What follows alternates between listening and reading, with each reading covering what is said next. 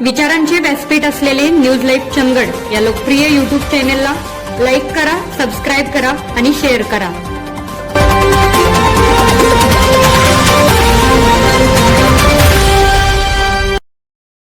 पत्रकार बंधूंनो, आज मी आपल्या समोर आमच्या तिलारी जलाशयाच्या ठेका प्रकरणाबद्दल तिलारी प्रकल्पग्रस्तांची कैफियत मांडत आहे. आमचे गाव हे चंदगड तालुक्यातील शेवटचे टोकाचे गाव आहे. त्या गावामध्ये तिलारी जलाशय आहे. या तिलारी जलाशयावर 1986 ला पाणी भरलेलं आहे. पूर्वीपासून आमच्या गावाच्या पूर्वेला आणि पश्चिमेला हे 2 तलाव आहेत. आमचे लोक मासेमारी करतात आणि अजूनही करून चालू ठेवतात. पण 2004 साली या तलावावरती श्री राजेश शामराव मोरे या व्यक्तीने एक बोगस दाखले दाखल करून या तलावावर एक संस्था स्थापन केली. त्याचे सभासद 54 आहेत. ते एकही तुडे गावचा रहिवासी नाही. आणि अशा असताना त्या माणसांना तेव्हापासून आजपर्यंत आमच्या लोकांना तो त्रास देतोय.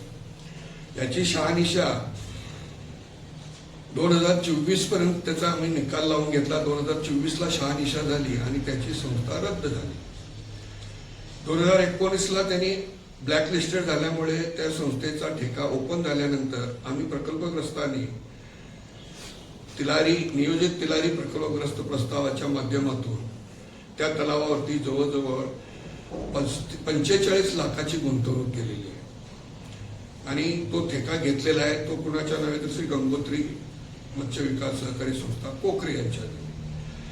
आता याच्यामध्ये आम्ही ठेका तलाव त्यांच्या नावावर घेतला. आमचा प्रस्ताव पेंडिंग आहे आणि जे अनुदान मिळालं ते आता संस्था गंगोत्री आपलं म्हणते आणि तलाववाल्यांना आम्हाला नियोजित संस्थेच्या सभासदांना डावलते.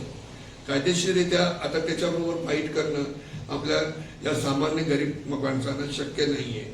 म्हणून आम्ही आमची तक्रार संबंधित आयुक्त तत्कालीन आयुक्त देशपांडे यांच्याकडे तक्रार मांडली की साहेब, टेंडर घेताना आम्ही जी प्रोसिजर फॉलो केली होती, PPP करून तो प्रोजेक्ट आमच्या ताब्यात द्यायचं जे ठरलं होतं त्याच्या अटी शर्ती मान्य न झाल्यामुळे किंवा कोरोना काळामुळे ते न करता आल्यामुळं आमची फसगत झालेली आहे. आणि आमची फसगत झालेली आहे त्याचा न्यायनिवाडा केल्याशिवाय त्याचा ठेका ओपन करू नका अशी आम्ही विनंती केली होती. साहेब, आम्ही ठेका घेताना तो जवळजवळ 35 म्हणजे 10,55,000 ठेका रक्कम, 3.5 लाख डिपॉझिट आणि मच्छी संवर्धनासाठी 10-15 लाख असे जवळ 35 लाख आता गुंतवणूक केलेली आहे. 21-22च्या अतिवृष्टीमुळे जे अनुदान मिळालं ते संस्थेने ताब्यात ठेवलं आणि पुढील टेंडर रक्कम भरतो, तुम्ही मासेमारी करा असं आम्हाला तोंडी सांगितलं.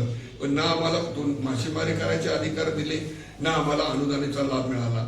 आणि आता यापुढे ठेकाही त्यांच्या ताब्यात नाहीये. तोच ठेका दुसऱ्या व्यक्तीला फक्त 1,25,000 दिले असं आम्हाला समजतं.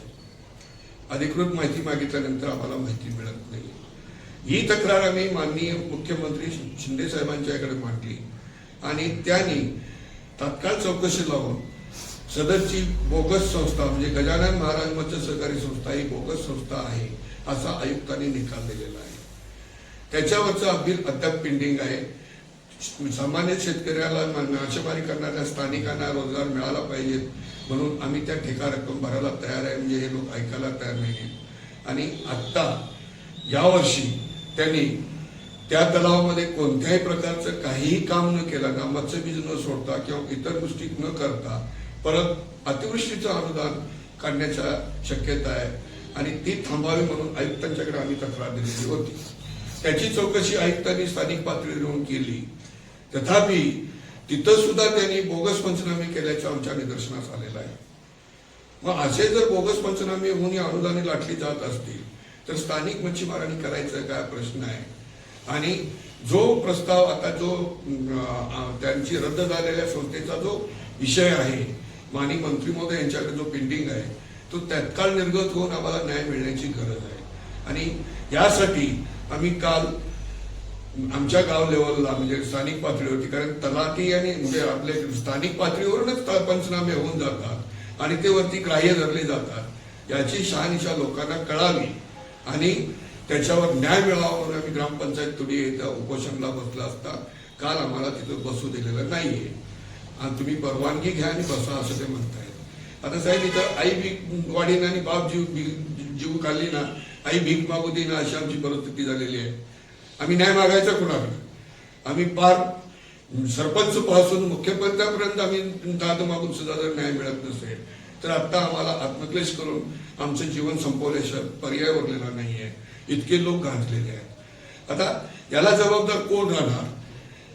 यासाठी आमची एक मागणी आहे, रीतसर छाननी करून जर आमचे हक्क आमच्या मागण्या योग्य असतील तर आम्हाला न्याय द्यावा.